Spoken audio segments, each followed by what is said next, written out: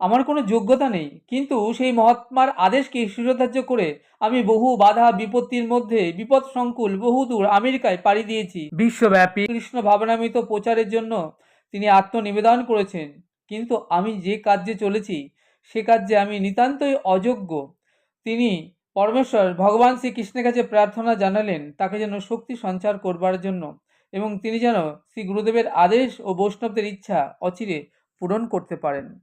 এরপর টানা 1 মাস তাকে জলদূত জাহাজে থাকতে হয়েছিল। হার্ট অ্যাটাক এবং সমুদ্রের জল ঝড় ঝঞ্ঝাটের মতো বহু দুর্যোগ তিনি বেশ কষ্টও পেয়েছিলেন। কলকাতা থেকে যাত্রা শুরু করে তিনি টানা 38 দিন পরে আমেরিকার নিউ ইয়র্ক বন্দরে এসে পৌঁছালেন। প্রভাত তার এক ডায়েরিতে তিনি বলছেন, জাহাজ থেকে নেমে তিনি কোন দিকে যাবেন, ডান দিকে যাবেন না বাঁ দিকে যাবেন, কিছুই তিনি বুঝতে পারছেন না। তাই ভগবান শ্রীকৃষ্ণের কাছে তিনি